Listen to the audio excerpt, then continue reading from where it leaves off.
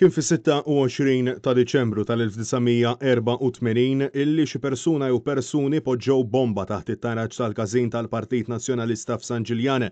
Paolo Cremona li dakinhar kien preżenti fil-każin u b'xorti ta' jbanduna bil-bomba b'kuraġġ kbir ħareġ u ramija fuq il-blat hemmhekk sussegwentament splodiet.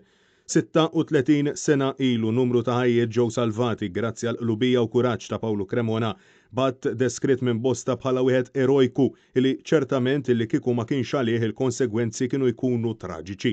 Net News tkellem mas-Segretarju Ġenerali tal-Partit Nazzjonalista Francis Zambit Demek fejn irrakkonta li f'dik il-lejla kienet ġiet organizzata ikla propju għal ġieħu f'okkażjoni li kien laħaq President tal-Fera taż-Żgħażagħ tal-Partit Nazzjonalista l-MZPN. Wasaħaq illi huwa fatt illi kieku Paolo Cremona ma ntebax b'dak illi kien qed iseħħ iċ-ċans li dak il-lejl kienu joħorġu minn dik il-binja qawwien u sħaħ kien ikun minimu. Francis Zambit Demek fakkar li s-sitwazzjoni f'pajjiżna dak iż-żmien kienet waħda ta' turbolenza u sfortunatament minflok il-pulizija wettqu xogħolhom u fittxew lil-lit wara tqejt ta' din il-bomba investigaw lill-istess Cremona illi ħeles minnha.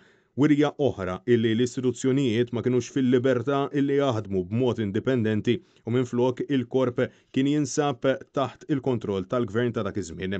Net News tkellem ukoll ma' iben Paolo Cremona Warren Cremona li sostna li jinsab gburi b'missieru fejn il-kuraġġ illi wera dak il-lejl għadu jiġi mfakkar wara dawn is-snin kollha. I am proud of him.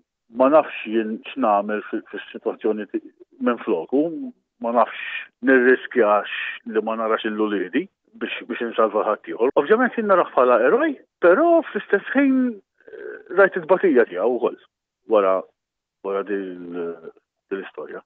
Francesco Catania, għal Net News.